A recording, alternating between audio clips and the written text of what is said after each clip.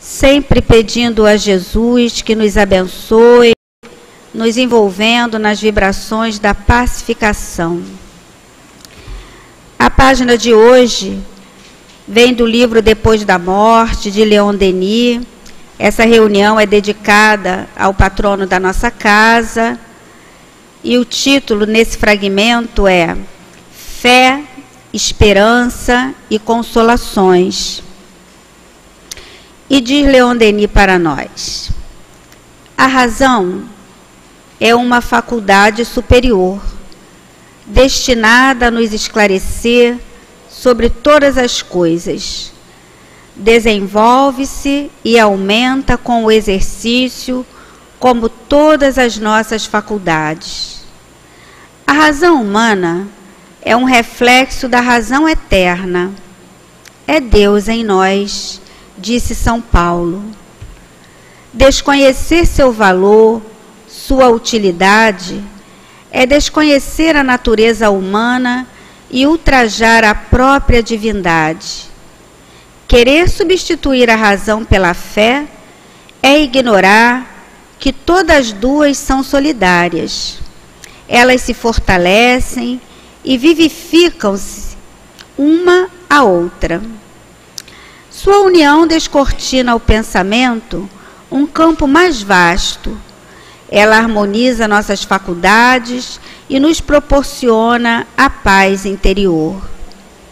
A fé é mãe dos nobres sentimentos e das grandes ações.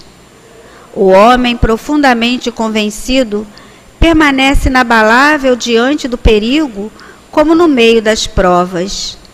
Acima das seduções, das adulações, das ameaças, mais alto que as vozes da paixão, ouve uma voz que ecoa nas profundezas da sua consciência e cujos ruídos o sustentam na luta, advertem-no nas horas perigosas.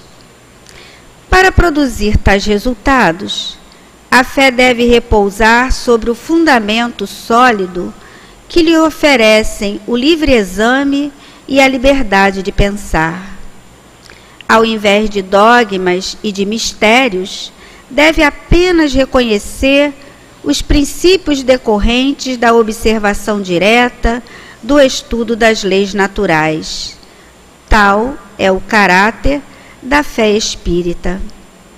A filosofia dos espíritos nos oferece uma crença que, por ser racional, é tanto mais robusta.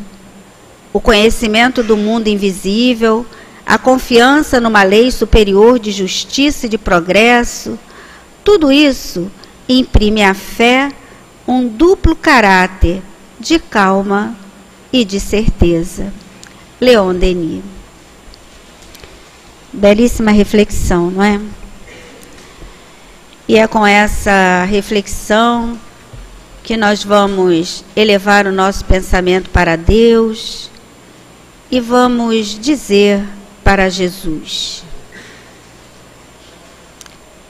Jesus, querido amigo, guia das nossas vidas, estamos reunidos para mais uma noite de estudos e passes. Nós, encarnados e desencarnados. É sempre com alegria, querido mestre, que nos reunimos na nossa casa espírita, através da mídia.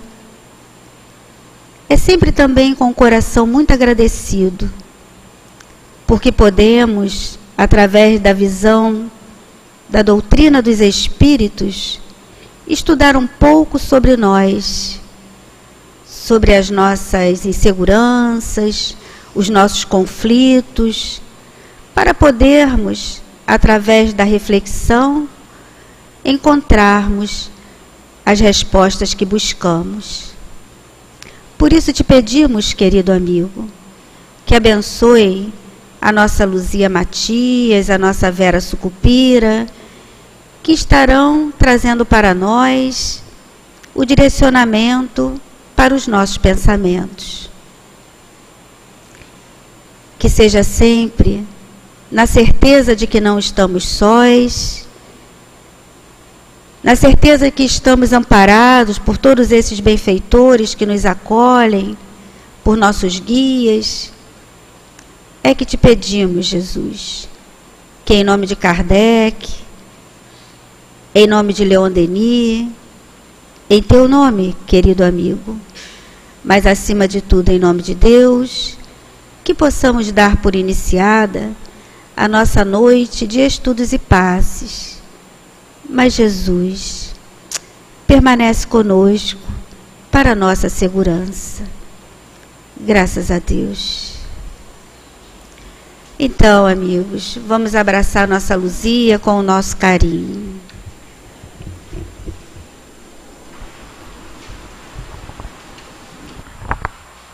Queridos, boa noite.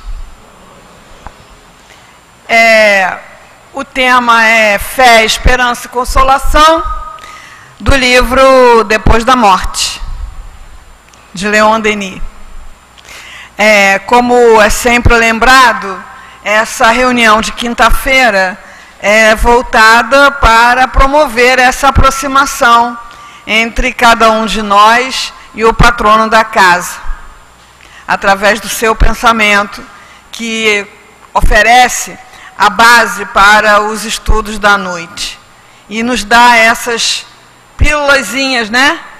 Essas amostras de texto, para a gente ficar curioso, interessado em conhecer melhor.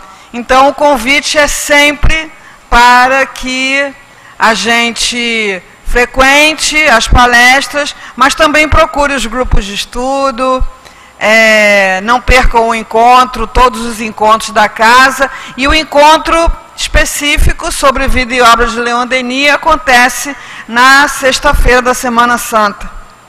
E quando a gente iniciou esse trabalho de divulgação da obra de Leon Denis aqui na casa, o Altivo, eu gosto sempre de lembrar isso, o Altivo nos falou que a gente iria fazer um amigo poderoso na espiritualidade. E aquelas muitas pessoas que ao longo desses anos têm frequentado os estudos da obra de Leon Denis, ou têm mergulhado nas leituras dos seus textos, começa a perceber isso, né? Começa a perceber um apoio, uma sustentação, uma vibração, um entusiasmo, um acréscimo de sensibilidade, um despertar das potências da alma, que é o melhor que um amigo na espiritualidade pode fazer pela gente. A gente não quer bem isso, a gente quer que ele quebre nossos galhos, né? Mas o Altivo falou que a gente ia ter um amigo, não um pistolão, né? Meu filho mais velho, eu não era espírita ainda, e eu resolvi botar nome nele de André Luiz, não sei porquê, não faço a menor ideia, não sabia nem que existia uma pessoa com esse nome. E um dia ele estava numa viagem de avião, e o avião começou a tremer muito lá, a esposa dele tem um pouco de medo, e ele falou assim, não tem problema, qualquer coisa eu chego do outro lado, e falou assim, sabe com quem está falando? André Luiz, filho de Luzia Matias, olha aí, olha aí na sua tela. Enfim, a gente sempre tem essa ideia, não é? Que frequentando uma casa espírita, fazendo as nossas preces, estabelecendo uma relação, muitas vezes pela sintonia, pela afinidade com esse ou aquele amigo espiritual, a gente arruma pistolão. Não arruma pistolão, não. Você arruma sustentação. Que é esse o trabalho do patrono, né? O trabalho do patrono é incentivar, apoiar, sustentar. E eu estou falando isso porque isso está dentro do tema da noite. Todos nós temos uma relação com a fé. Alguns vivenciam uma situação de fé nos padrões da religião. Aqui a maioria de nós é criado, a maioria de nós é apresentado e a maioria de nós viveu em encarnações passadas.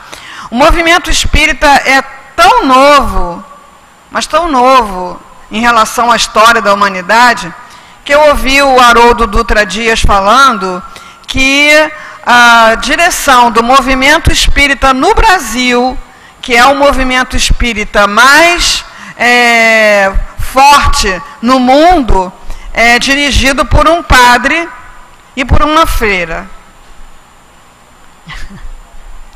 Então, o padre Emmanuel, né, que a gente sabe que foi o padre Emanuel da Nóbrega, né? E a freira Joana de Ângeles, que a gente sabe que foi Sor Joana Angélica. Então, o Espiritismo é tão novo que a gente ainda tem no Livro dos Espíritos, no Evangelho segundo o Espiritismo, várias mensagens de bispos, padres, pessoas ligadas ao catolicismo, pelo simples fato que o Espiritismo ainda não existia.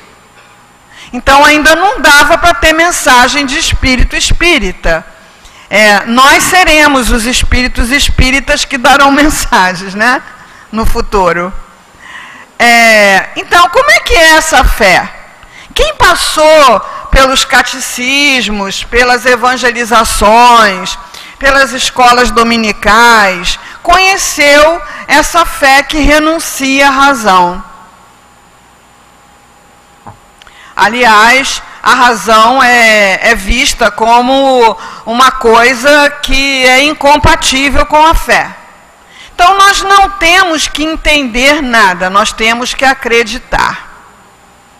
E aí, muitos de nós que hoje somos adultos e idosos, enfim, tivemos dificuldade com essa proposta. Tínhamos questionamentos básicos. Então, todo mundo fala em ir para o céu, ser bom para ir para o céu. Para fazer o que no céu? Louvar a Deus. Então, quando me disseram isso, eu era uma criança de 8 anos, me preparando para a primeira comunhão, eu falei para a freira que eu não queria ir para o céu, porque era muito chato. Imagina a pessoa ficar o dia inteiro, por toda a eternidade, louvando a Deus. Mas é essa a ideia. Até Madre Teresa de Calcutá, uma alma tão valorosa, sempre citada, muito reconhecida no meio espírita, porque ela viveu de acordo com o lema da doutrina espírita. Fora da caridade não há salvação.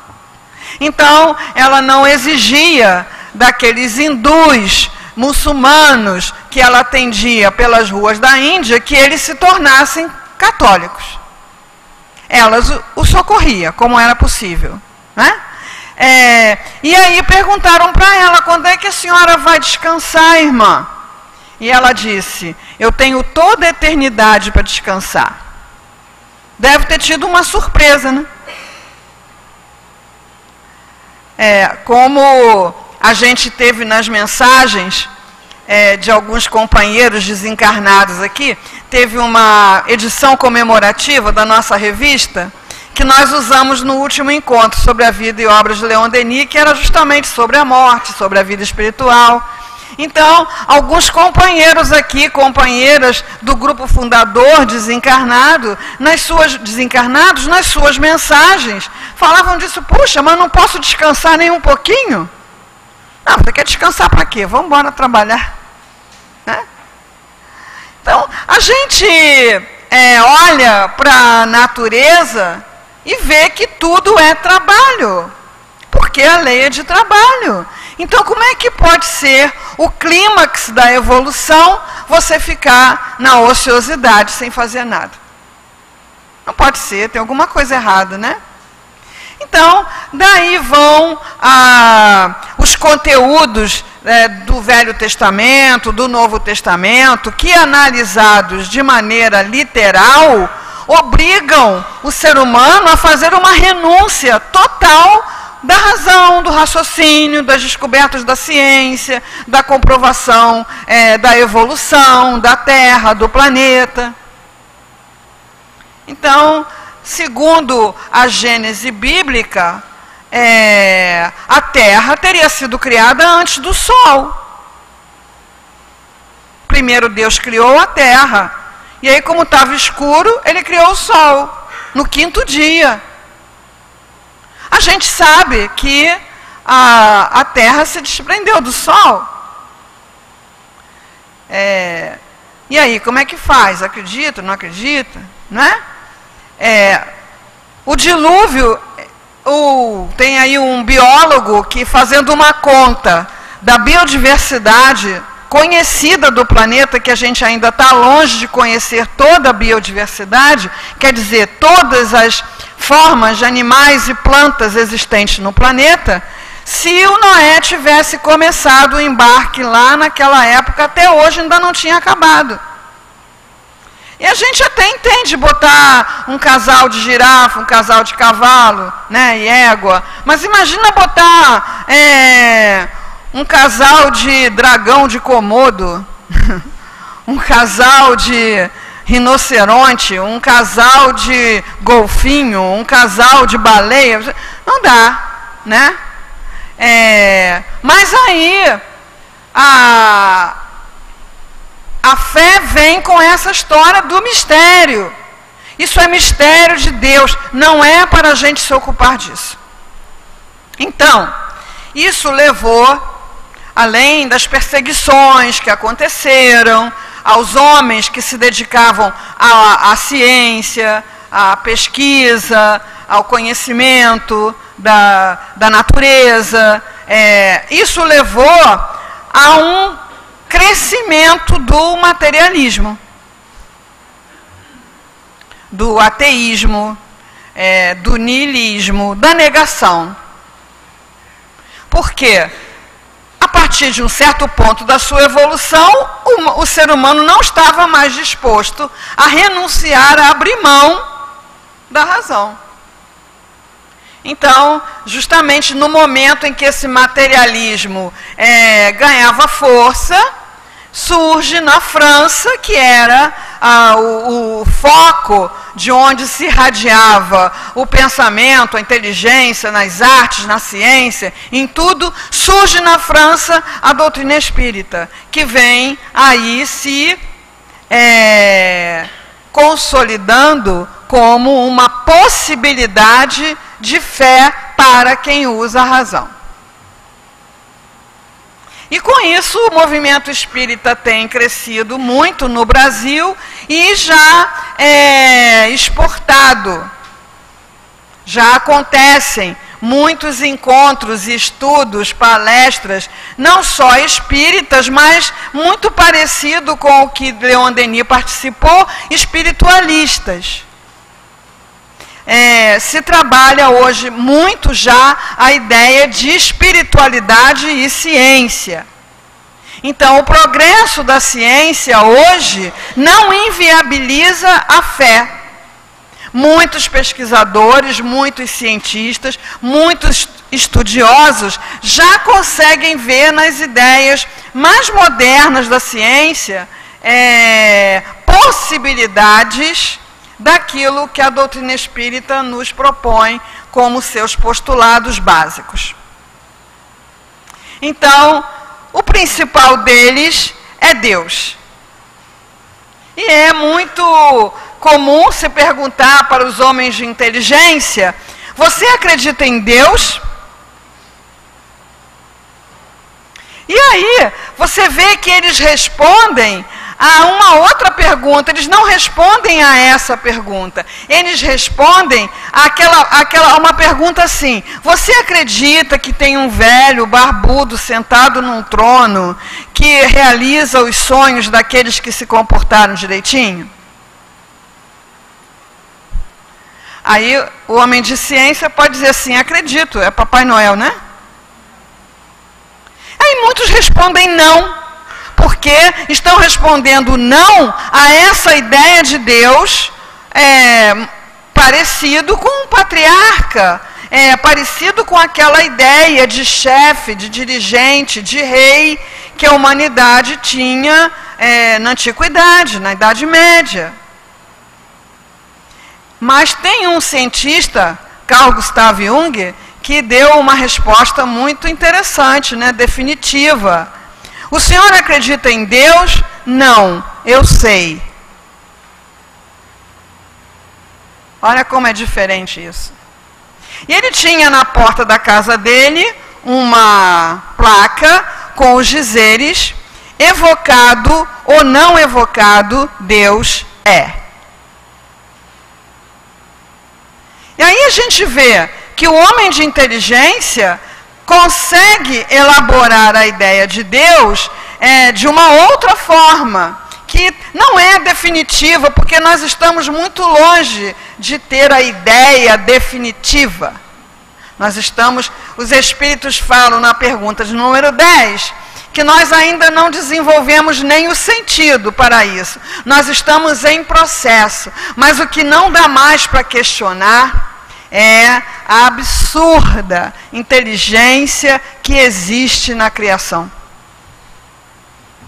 Então, se eu tiver dúvida, existe Deus, existe inteligência, existe uma direção, a criação caminha para algum lugar, eu caminho para algum lugar, a minha existência tem algum sentido, aí Leon Denis e outros pensadores nos convidam a estudar e observar a natureza. A natureza tem um desenho que é conhecido como a assinatura de Deus, que é a espiral. Então nós vemos a espiral na molécula do DNA, que é a molécula da vida. Todas as formas de vida têm o seu DNA, e a molécula do DNA é a dupla hélice, é uma espiral entrelaçada. E as galáxias pelo universo também têm a forma da espiral. Se você observar, e a gente hoje pode fazer isso pela internet, né? Um filme acelerado do crescimento das folhas e das pétalas de uma planta. Então, as folhas, elas vão brotando em espiral. E as pétalas das flores também brotam em espiral, se abrem em espiral. E nos nossos dedos, nós temos a assinatura. Mas não é aquela de quem não sabe ler e escrever, não. É a assinatura de Deus, porque as nossas impressões digitais também são uma espiral. Então, se eu olho para isso, fica complicado eu pensar que toda essa exuberância de inteligência, isso que eu falei aqui é nada, resulta do acaso, é uma coisa caótica, é uma coisa sem propósito, é uma coisa que não tem uma direção. Então eu posso não saber, não entender perfeitamente qual é a direção, qual é o propósito, mas eu posso ver que há um propósito. E isso me consola? Será que isso me consola?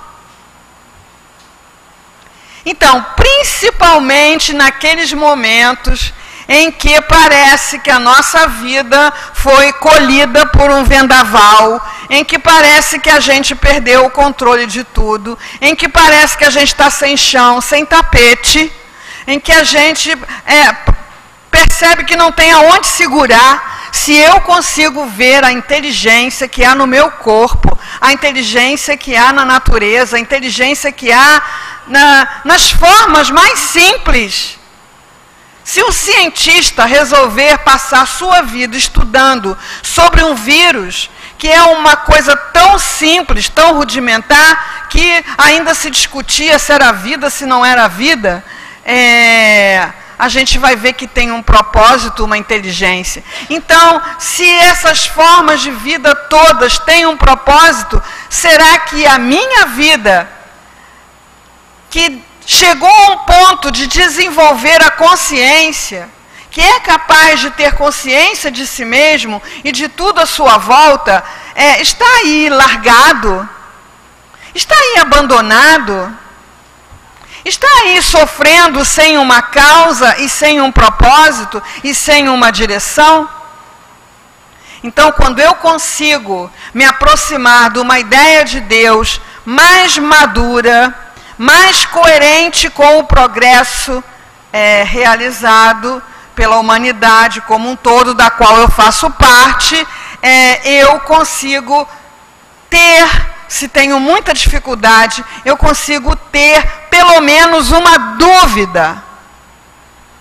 Não, peraí, não é possível que a minha consciência tenha sido criada desde a explosão das supernovas que espalham os átomos de carbono e hidrogênio pelo universo, que caem num planeta, que cumpre toda uma evolução, até chegar nesse cérebro que a gente usa, muitas vezes para ficar no WhatsApp, mandando dedão, florzinha, né? Toda essa evolução para que eu tenha consciência e busque entender a consciência para nada. Para nada. Só para ficar sofrendo à toa. Só para ficar desperdiçando, né, o tempo. Só para ficar sofrendo sem propósito.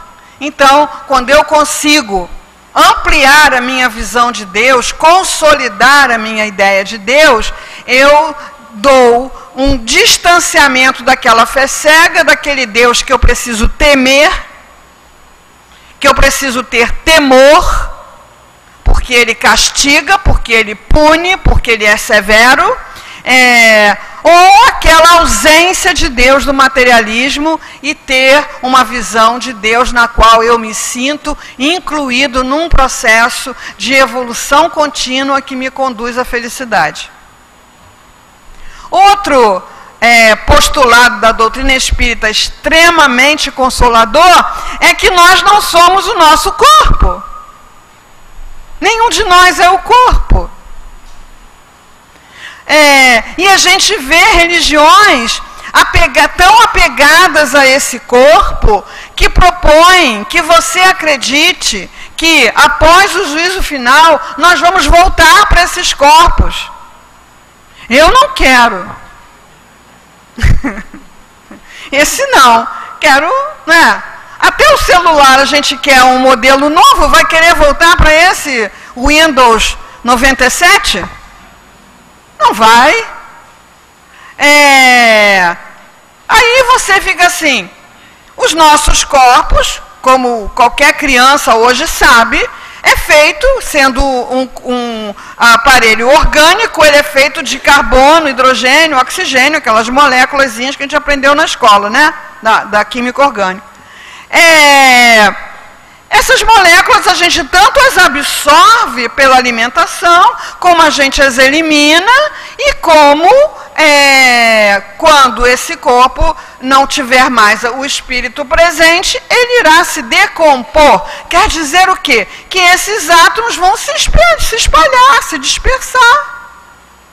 Vão passar a fazer parte da terra, das minhocas, do que comer a minhoca, do que comer a alface.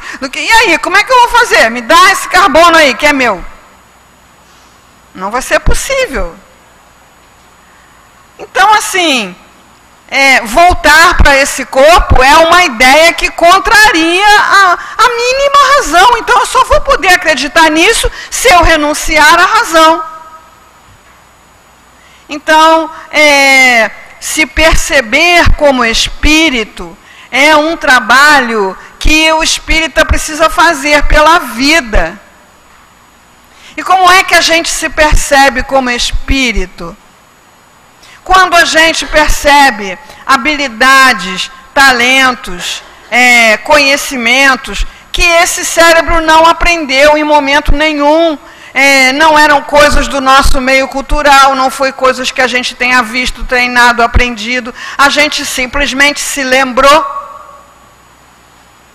Quando a gente vê principalmente essa busca contínua do ser humano por se conhecer, por encontrar os meios de conhecer uma vida em outras possibilidades, em outras dimensões, em outras amplidões, por que o cérebro iria procurar isso?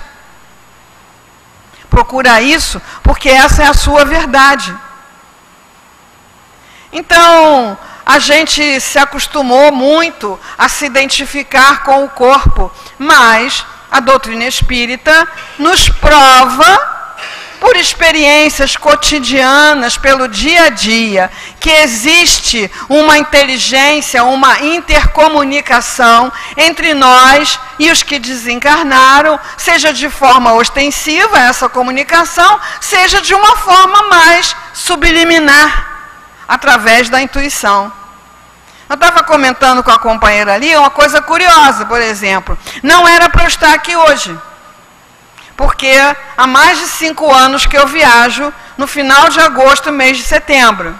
Eu aviso o Hélio no início do ano para ele escalar outra pessoa para a segunda quinta de setembro. E também dou uma aula no Instituto de Cultura Espírita no 4º sábado, que é o último sábado de agosto, que eu deveria estar viajando. Tanto o Instituto de Cultura Espírita quanto o Hélio ignoraram solenemente essa minha... Isso nunca aconteceu. E justamente algumas coisas aconteceram aí, recentes, né? E eu acabei não viajando. Aí encontrei o Hélio lá na Bienal e falei com ele, você esse mês eu não estou marcada não, né? Porque eu ia viajar. Ele, não, marquei. Você não viajou, você está aí. Né? Eu não viajei, eu estou aqui, mas como é que ele sabia disso? Então isso é uma amostra, porque às vezes me perguntam, como é que você consegue acreditar nessa coisa de espírito? É porque são coisas cotidianas, são coisas do dia a dia, que você vivencia, às vezes fica até deslumbrado, mas às vezes esquece. Então tem uma frase de Leon Denis, que as pessoas muitas vezes citam até erradamente, né? Dizendo, a alma dorme no mineral, sonha no vegetal e acorda no nominal. Não é isso que ele fala, ele começa do vegetal para cá, né? E as pessoas ficam me perguntando, aonde é que Leon Denis diz que a alma dorme no mineral? Primeiro, ele não diz que é no mineral, ele dorme no vegetal. E onde é que ele diz isso? Onde é que ele diz isso? E um dia eu resolvi procurar onde é que ele diz isso para responder essa pergunta, porque era muita gente me perguntando isso. É engraçado que depois que eu aprendi como falar, ninguém me perguntou mais.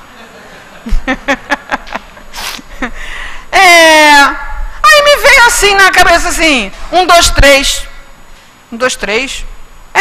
Aí fui lá no Problema do Ser, do Destino, da edição da FEB, a gente ainda não tinha a nossa, e lá na página 123 estava a bendita da frase, né?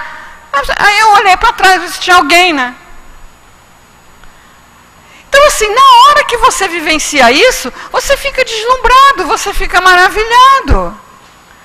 E aí você vai somando outras tantas coisas que vão acontecendo, desde que você se disponha a ter cuidados com o corpo, não há como não ter, doutrina espírita não nos prega o abandono do corpo físico de jeito nenhum, mas que a gente tenha mais vida espiritual. E o que é ter mais vida espiritual? Todo mundo que faz consulta ao plano espiritual recebe uma recomendação para fazer o culto no lar. Por que será? É porque passa um camarada de prancheta para ver se você está fazendo, para depois levar informação para dizer se você vai ser atendido ou não? Não, é porque como é que é a nossa casa do ponto de vista espiritual? Olha para a sua casa do ponto de vista físico, e se você acha que ela é meio tumultuada, ela é meio perturbada, multiplica isso por 1000. Você vai saber como é que é a sua casa do ponto de vista espiritual. Não quero assustar ninguém, não. Por Porque a gente vai estudando e vai aprendendo. Por exemplo, pela lei de sintonia, não é necessário que os espíritos se desloquem para ali ou para aqui. Pela sintonia, nós nos comunicamos, selecionamos, contactamos a todas as mentes em sintonia. Então, se a minha mente está sobrecarregada de medo, eu vou sintonizar com todas as mentes com medo do universo. Se a minha sintonia é de coragem, o mesmo. Se a minha sintonia é de compreensão, eu vou sintonizar com todas as mentes que trabalham compreensão no universo. Se a minha sintonia é de revolta, de inconformação, de reclamação, vai ser essa a minha sintonia. Então, no nosso lar se acumulam essas vibrações negativas e positivas, que interferem diretamente na nossa saúde física e psicológica. Então, quando eu coloco a minha receita, o meu pedido de orientação, falando dos meus sintomas físicos, falando dos problemas familiares, falando do meu medo, da minha angústia, eles mandam a gente fazer o culto no lar. Para quê? Para fazer uma mínima asepsia. Então, quando você vai operar, vai fazer um curativo, primeiro tem que limpar. Tem que lavar, tem que limpar, para poder então proceder à cirurgia. Então, para que a espiritualidade possa atuar no sentido da cura, no sentido da harmonia do seu lar, da cura do seu corpo, o seu lar, que é onde você fica boa parte do tempo, onde você dorme, toma banho, come, se relaciona com a família, precisa ser higienizado. Ah, mas eu moro sozinho. Ninguém vive sozinho. Isso sempre me vem a frase, a resposta que o Espírito deu para Jesus, né? Como é seu nome? Meu nome é Legião. Então, o nosso nome é Legião, porque pelo pensamento nós estabelecemos relações, vínculos que estão ao nosso lado. Os Espíritos nos falam, faça prece antes de dormir. Então, quando nós dormimos, nós nos liberamos em diversos graus do corpo físico. E aí temos experiências transcendentais, temos experiências espirituais, temos experiências transdimensionais, que são sempre legais, né? Será que são? Nem sempre, né? Às vezes a gente se lembra, às vezes a gente acorda no meio, né, de um pesadelo, às vezes que a gente está sendo perseguido, às vezes a gente nem lembra do pesadelo, mas acorda mal, acorda de ressaca. Então, até Divaldo Franco foi chamado a atenção por Joana de Anjos, porque ela estava tão cansado que ele queria dormir sem fazer a prece. E ele falou, Senhora, o meu dia foi uma prece. Mas só, você vai deixar o corpo físico e não sabe se volta. Então faça prece. E de manhã, faça prece. Por quê? Porque você vai para o seu dia e também não sabe o que você vai ter que enfrentar. Ah, então quer dizer que se eu não assinar o ponto, o meu guia não vem me ajudar durante o dia? Então, a fé raciocinada é isso, né? Aí a gente tem essa dúvida, e aí a gente pode entender, não, o seu guia está ali para te ajudar sempre, mas ele precisa da sua sintonia. Então vamos dizer que tem lá uma pessoa que quer cantar para nós, a pessoa canta lindamente. Mas se eu estiver surdo, ela pode cantar tão lindamente quanto ela quiser, mas eu não vou ouvir. Então a prece de manhã é para nós estreitarmos essa sintonia com o nosso amigo espiritual, para que durante o dia, a gente atravessando alguma dificuldade, a gente tendo algum problema, ele possa nos intuir as ideias que ele pode nos transmitir para nos ajudar, nós possamos ouvir. Então, faça o culto no lar, faça a prece, harmonize seus hábitos. Hábitos de sono, hábitos de alimentação, hábitos de lazer. Tudo isso é higiene da alma. Então a revista fala ali, o Espiritismo proíbe tatuagem? Não, o Espiritismo não proíbe nada. Porque uma das ideias básicas da doutrina espírita é livre-arbítrio. A lei é de liberdade.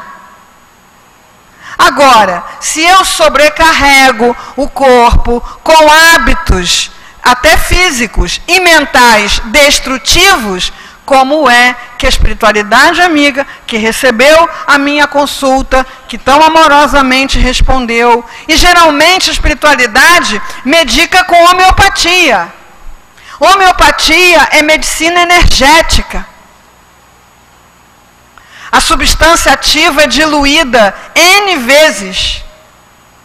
Então, se aquela medicação vem trabalhar a minha energia, e a minha energia está saturada de conversas, comentários, notícias, imagens adoecedoras, não vai fazer efeito.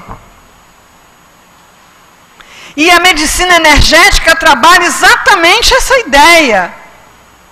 A medicina energética não busca curar a doença, ela busca curar o doente, porque é o doente, quer dizer, o pensamento, a emoção do doente, que adoece o corpo. Então vai trabalhar nessa energia. Mas eu tomo homeopatia vendo aquele programa horroroso que divulga todos os assaltos a cada minuto, né? Ou então pego o meu celular para ver onde tem tiroteio. É cada coisa que eu descubro que existe que o meu queixo caia-se. Que é? Imagina se eu, antes de sair de casa, ao invés de fazer a minha prece, para estabelecer a minha sintonia com o meu amigo espiritual, eu abro o celular para ver onde tem tiroteio. É claro que a minha sintonia que vai sair de casa não vai ser nada boa. Aí eu vou ser castigado. Não existe isso. São leis. Como se você ingerir uma quantidade de álcool, você vai ficar embriagado, é castigo. Não, é lei natural, né? O álcool vai agir no cérebro e vai produzir um estado de embriaguez. É assim que acontece. Então, ter mais cuidado com o espírito me faculta ir estabelecendo uma certeza maior de que eu não sou esse corpo. Assim como eu tenho certeza de que eu não sou essa roupa, eu vou tendo uma certeza de que eu não sou esse corpo, pelas vivências espirituais que eu vou tendo. A doutrina espírita nos fala da reencarnação, que não é uma coisa punitiva. A gente está tão viciado nessa história de culpa e castigo, que a gente mal descobre a reencarnação, já começa a achar que tudo de ruim que acontece na nossa vida é castigo por alguma coisa que a gente fez na outra encarnação. Então, me casei com a pessoa errada porque fiz mal a ela na outra encarnação. Tenho um filho problemático porque é um espírito que eu prejudiquei em outra encarnação. Tenho um emprego que eu não gosto porque na outra vida eu não queria trabalhar. Nem assim não, gente. Não é Excel. É lei, é fluido, é fluxo, é ação e reação, mas de uma forma natural. E a maior lei de todas, a lei suprema que rege tudo, é a lei de amor. Então, a reencarnação não é castigo, a reencarnação é oportunidade. Oportunidade de quê? Oportunidade de você se refazer com a sua consciência. Porque algumas coisas que a gente fez nessa vida mesmo, e que a gente se lembra muito bem delas, e que a gente de repente gostaria de não ter feito, e a gente fica culpado, a reencarnação vem nos libertar da culpa, não nos atrelar à culpa. Por quê? Porque eu posso hoje entender muito bem o que eu não entendia no passado. Porque eu posso hoje me preparar para fazer diferente, para não cometer os mesmos erros. Hoje eu sou capaz de não cometer aqueles erros, mas aquelas situações passaram, não me acontecem mais, não estão mais na minha vida. Então, se eu na juventude, por exemplo, não fui cuidadoso com meus pais e eles já desencarnaram, hoje eu posso entender os meus pais melhor, porque estou com a idade deles, sei como é que é, né? Hoje eu posso perceber que realmente não agi da melhor maneira possível, mas os meus pais já desencarnaram, como é que eu vou resolver isso? Então, a reencarnação, ela nos faculta a possibilidade de nascer de novo. Que não é só nascer num novo corpo, é nascer num novo corpo para poder fazer prova daquilo que você aprendeu. E ser você mesmo o agente de reinstalar a saúde na sua própria vida, na sua própria história. Então, quando você compara essa informação, reencarnação, que ela te coloca diante de situações que eu não sei como que as pessoas conseguem acreditar em Deus com as situações de crueldade, de desigualdade, de abuso, de tudo que é natureza, que a gente ainda vê acontecendo no nosso mundo. Onde está Deus que não vê isso? Então a reencarnação nos instrumentaliza para a gente olhar para essas situações, e não é dizer bem feito não, é pensar, isso tem relação com a história daquele espírito. Eu não sei qual é a história, mas aquilo tem relação com aquela história. E aquela pessoa que está passando por aquela prova mais cruel, ela não está sozinha, ela está numa rede, ela está amparada, ela está sustentada. Ela está como nós ficamos, por exemplo, quando vamos ser operados. Então, quando você vai ser operado, você não tem controle nenhum sobre o que vão fazer com você. Tem gente que até tenta, né? Eu tinha uma paciente que o anestesista chegou na sala apavorado, porque ele foi fazer aquela visita no quarto e ela falou, estava com o retrato dos 3 filhos na mesinha de cabeceira e falou para ele assim, tá vendo? Meus filhos, eu preciso criá-los, vê lá o que você vai fazer. Olha, o que ele ia fazer? Ele ia fazer o que ele sabia fazer, não é? Mas ele ficou abalado com aquilo, né? Então a gente vai ser operado, a gente está ali entregue. Então vão nos anestesiar, vão nos cortar, vão fazer lá o que tem que fazer, e depois a gente vai acordar, pode ser que acorde em outro lugar, tudo bem, a vida continua, né? Mas não estamos sozinhos. Uma vez a pessoa falou uma coisa assim, a gente nasce sozinho e morre sozinho. Isso de jeito nenhum, de jeito nenhum. Você nasce, pelo menos a sua mãe tem que estar lá, né? E geralmente tem mais gente, né? Tem o pai, tem o médico, o pediatra, não sei mais quem, tem a parteira, tem a curiosa, tem pessoas ali naquele momento. Você não nasce sozinho. E em outro plano da vida,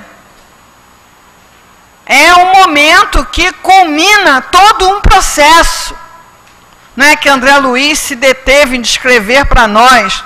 Não é meu filho não, o André Luiz mesmo, né? Culmina todo um planejamento da situação reencarnatória, do corpo físico, da magnetização, da redução, culmina naquele momento do nascimento. Então, ninguém nasce sozinho. E morre sozinho? Também não. Aí um dia eu estava pensando sobre isso, e aí me veio a ideia, a lembrança, que quando eu fazia obstetrícia, eu tinha na minha agenda o nome das doentes que iam ter neném, das doentes, não, gestantes, né? Que iam ter neném naquela semana, naquele mês, então o nomezinho delas lá, né? Aí eu olhava assim, amanhã é dia de buscar lá, né? Aí tem na espiritualidade uns parteiros que o nosso nome está lá na agenda deles. E aí, quando chegar o dia de buscar a Luzia, eles vão vir. Porque nós merecemos esse cuidado. Nós merecemos esse cuidado. Somos dignos desse cuidado. Não porque somos melhores, não, porque somos filhos de Deus. Deus não abandona seus filhos. A gente, tendo livre-arbítrio, pode se recusar a qualquer cuidado, a qualquer carinho, a qualquer atenção, geralmente movido pela culpa. E aí faz sintonia com o quê? Com os castigos, com as punições. Então, as imagens que nós conhecemos do inferno foram todas criadas pela mente humana. Deus não criaria um inferno. Isso é um absurdo, incompatível com a razão. Então, os postulados da doutrina espírita, a ideia de Deus, a reencarnação, a sobrevivência do espírito após a morte do corpo, a existência das leis morais, a pluralidade dos mundos habitados. Então, embora nós ainda não tenhamos sido capazes de detectar vida em outro planeta, a NASA investe milhões, bilhões de dólares procurando vida em outros planetas. Sem querer fazer teoria conspiratória, algum indício eles devem ter. Porque também choca a razão você olhar para essa vastidão do universo. Aí com as fotos do Hubble você vê galáxias e mais galáxias, tudo vazio. A razão olhar para isso não é possível. Será que tudo isso aí é só para a gente olhar para o céu e ver estrelinha? Então, a doutrina espírita, ela oferece a consolação, não apenas a consolação do amor, da fraternidade, que também existe, que também nós trabalhamos na casa espírita, que também nós trabalhamos o afeto, o abraço, o carinho, o cuidado com os companheiros, mas a consolação da inteligência. E é essa consolação da inteligência que Leon Denis destaca nesse capítulo. As consolações pela razão. De jeito nenhum abandonar a razão, porque, como diz Leon Denis, lembrando Paulo de Tarso, a razão é a marca de Deus em nós. Obrigado, queridos, pelo carinho.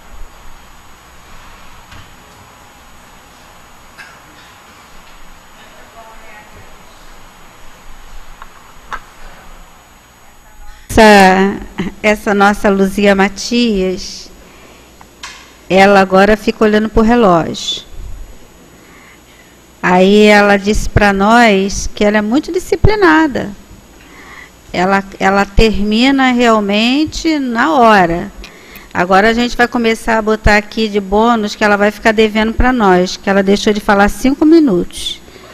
Então a gente agora vai ficar assim, ó. Tá devendo para nós agora. Muito bom, não é? Essas reflexões que ela traz, trazendo a gente para esse olhar do nosso dia a dia, porque a doutrina espírita é assim. A doutrina espírita é o Consolador prometido, esse convite que Jesus faz para nós. E muitas vezes nós temos esse hábito de acharmos que se estamos na casa espírita, nós estamos refletindo, nós estamos com o nosso pensamento voltado para essas situações espirituais. Mas aí quando a gente volta para o mundo de relação, a gente esquece. E aí acha que é para ficar tudo só na casa espírita. Então, com esse estudo que a Luzia trouxe para nós, mais uma vez, ela vai mostrando, né? Lá fora, aquele mundo que a gente vive, é para a gente colocar o que a gente reflete aqui. À luz da razão, sem a gente esquecer do sentimento, esse vigiar que a gente precisa ter para que a gente viva uma vida menos angustiante. Porque a página de hoje é fé, esperança e consolações. É Jesus para nós. Se a gente prestar atenção no que a ciência traz, a gente vai ver que de tempo em tempo nós vivemos esses momentos mais tumultuados. Por quê? Porque nós estamos tumultuados. Então, vamos fazer esse exercício conosco. Estamos na casa espírita, estudando, refletindo, mas quando eu estou também no meu dia a dia, uma frase que eu ouvi nesse estudo, ele me ajuda, ele vai me conduzir lá na minha casa também para um momento de mais harmonização.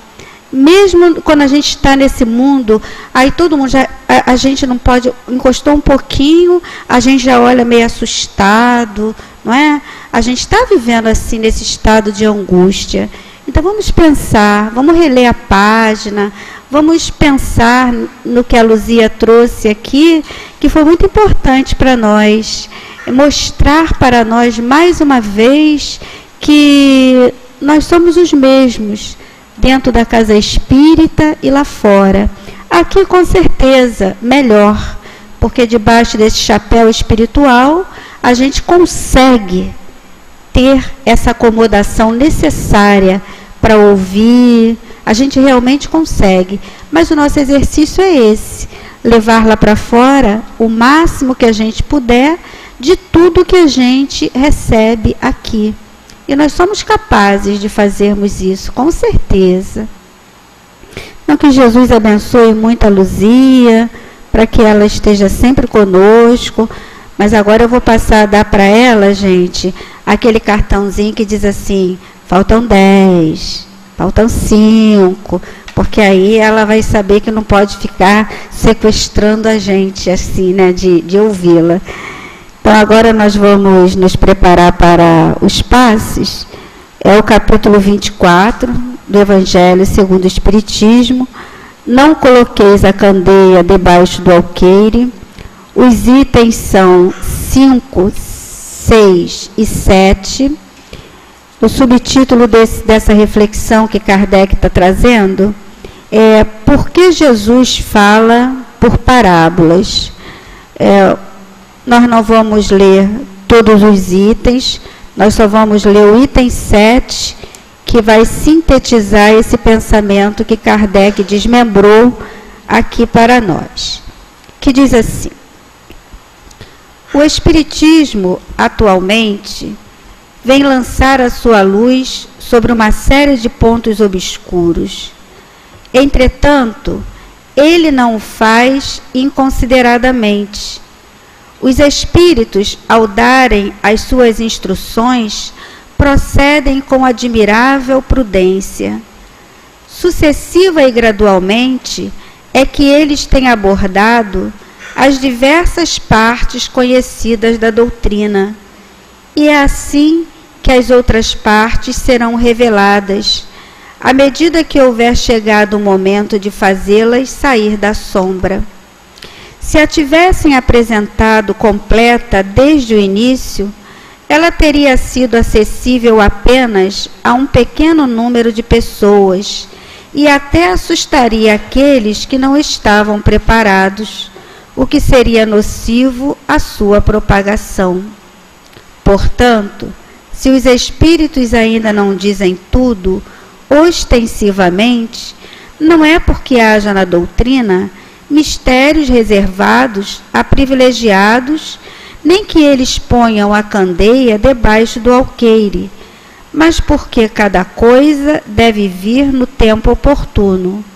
Eles dão a uma ideia o tempo para amadurecer e se propagar, antes de apresentarem uma outra, e aos acontecimentos o tempo de lhe preparar a aceitação.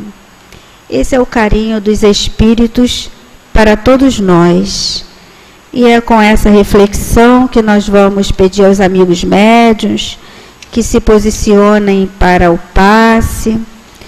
Não vamos nos distrair, é uma movimentação necessária.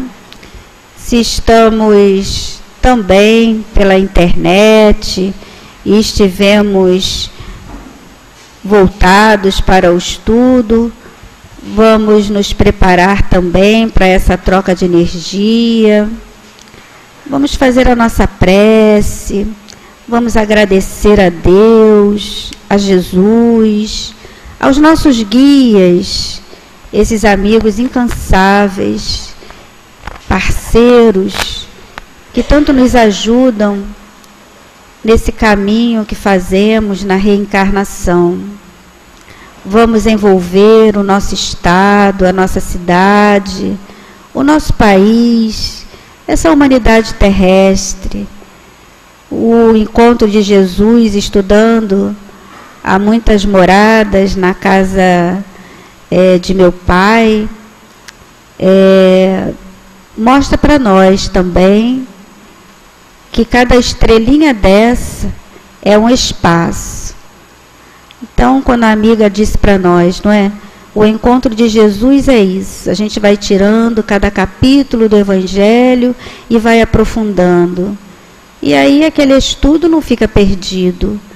Vamos pensando no nosso dia a dia. Não vamos só ficar com essa mídia de angústias, mas vamos ver quanta coisa bonita tem também acontecido à nossa volta. Vamos treinar o nosso pensamento para olhar o belo. É o convite de Leon Denis para nós. Olhar o belo, olhar a natureza, que incansavelmente se renova para nós. Então vamos envolver essa nossa atmosfera terrestre, pedindo sempre a Jesus que nos abençoe, que nos permita que nesse momento do passe possamos nos deixar envolver por essas vibrações que serão trazidas para nós através dos companheiros médiuns. Abençoa, Jesus, os benfeitores espirituais, que nesse momento do passe estarão trazendo para cada um de nós aquilo que sabe, querido amigo, estamos a te pedir. Graças a Deus. Que a paz de Deus nos envolva hoje e sempre. Hoje estamos estudando o capítulo que tem para título Não coloqueis a candeia debaixo do alqueire, que significa não ocultemos a luz que vai esclarecer-nos, que vai nos fazer entender essa nossa trajetória de vida como espíritos imortais. E nessa trajetória, quantas coisas gostaríamos de saber, quantos fatos, quantas situações, quantos encontros e desencontros nesses relacionamentos, nesse relacionamento entre o plano material e o plano invisível. Quanta coisa gostaríamos de ter esclarecidas para a gente. Mas Jesus nos disse, Jesus afirmou, que nada ficará oculto, que tudo nos será esclarecido. E nós percebemos que a providência divina, sempre prudente em sua sabedoria, vai nos esclarecendo gradativamente, no tempo certo, no tempo que nós já estamos amadurecidos para entender o ensinamento. Nós sabemos que a doutrina espírita prima em nos ensinar, esclarecer e nos consolar. E todo o esclarecimento que recebemos é para o nosso consolo. O entendimento, a compreensão é para a cada dia nos dar força e coragem e confiança em Deus. Porque o que a gente compreende, a gente tem melhores condições de ter fé, de ter certeza. Nada ficará oculto, tudo será esclarecido. A verdade virá à tona. Alguns homens que são incumbidos de trazer essa verdade para a gente, eles às vezes ocultam essa verdade para terem um domínio sobre nós. Mas isso não ocorre com a doutrina espírita. A doutrina espírita vem esclarecendo tudo que Jesus nos disse e que ficou meio confuso para a gente através das parábolas. Mas a doutrina espírita, aliada à ciência, vem nos esclarecer, vem nos fazer entender essa nossa vida de espíritos imortais, essas situações que passamos no mundo material, essa nossa ida e vinda de um plano material a um plano invisível, de um plano invisível a um plano material. O porquê do que nós chamamos de reencarnação? Por que essas reencarnações? Para que essas reencarnações? E isso tudo vai nos fortalecendo, vai nos tornando seguros, porque a gente sabe por onde caminha, a gente entende melhor essa lei de amor que Jesus veio nos trazer. Porque tudo gira em torno dessa lei de amor. Não foi à toa que Jesus nos disse: amai, perdoai, perdoai os vossos inimigos, perdoe. Tudo isso tem um sentido que agora a gente mais maduro vai entendendo que a saúde do espírito influencia diretamente a saúde do corpo físico, que é necessário então ter fortificado no coração o amor, para que a gente possa, além da saúde, gozar de paz, de serenidade, de calma, ter uma nova percepção de vida, a percepção real e verdadeira da vida. E essa percepção que nos faz caminhar, que nos faz progredir, que nos faz elevar ao nosso foco, que é Deus. Jesus veio nos trazer isso tudo. E o Espiritismo veio tornar isso tudo claro, para que a gente possa ser pessoa e espíritos melhores. Que a paz de Deus continue a nos envolver. Graças a Deus, Jesus, por mais uma noite de estudos e passes nessa nossa casa tão querida. Que nós possamos, nesse momento, junto com todos esses benfeitores espirituais, pedir ao teu coração de amor que abençoe esta nossa casa amorosa, todos os trabalhadores encarnados e desencarnados, para que nós possamos, dia a dia, a ela retornarmos, para através do estudo, através do passe, podemos ir pouco a pouco, entendendo melhor que somos filhos de Deus, espíritos imortais, que a estadia na vida material é a nossa lição de casa, aprendendo com os desafios do dia a dia, como agir, como te buscar, Jesus. Que nós possamos levar conosco essas vibrações amorosas que aqui foram nos oferecidas. Que possamos chegar aos nossos lares com tranquilidade. Abençoa, Jesus, a cada um de nós, encarnados e desencarnados.